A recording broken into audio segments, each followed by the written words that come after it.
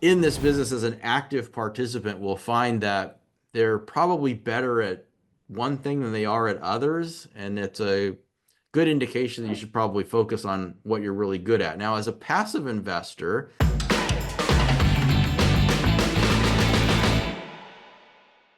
when you talk about strategies and, should you as an investor try multiple strategies? This is another question that comes up a lot. Like, I'm going to buy hotels. I'm going to buy multifamily. I'm going to buy some self-storage. I think I'll do a little bit of office. I'm going to develop a few things. Uh, there's some people that have managed to do really well at this kind of diversified strategy.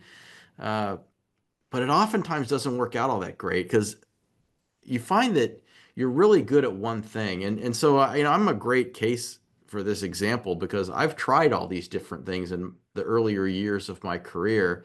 And now I focus pretty much almost entirely on multifamily. I have a few other side hustles, I guess you could call it, but multifamily is our core business. And I found that's what I'm really good at. And I think anybody that's in this business as an active participant will find that they're probably better at one thing than they are at others. And it's a good indication that you should probably focus on what you're really good at. Now, as a passive investor, that diversification takes on a whole different meaning because now you're essentially outsourcing your real estate investments to professionals who are good at these variety of asset classes. So if as a passive investor, would I invest in multifamily, self-storage, industrial, hotels? The answer is yes, I probably would, but I wouldn't do it all with the same syndication sponsor. I would be doing that with somebody that specializes in self-storage, somebody that specializes in development or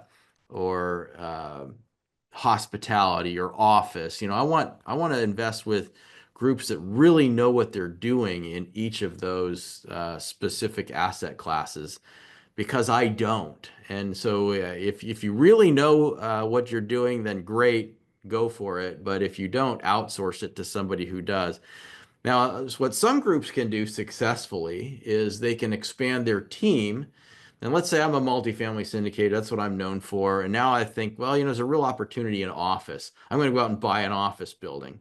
That could be a little bit dangerous. But if I brought somebody in to come work for me that had been in the office space for years and really knew what they were doing, and they were leading up that branch of the business, then by all means, I think you could do quite well with some diversified strategies within one sponsorship group, as long as they have that skill set.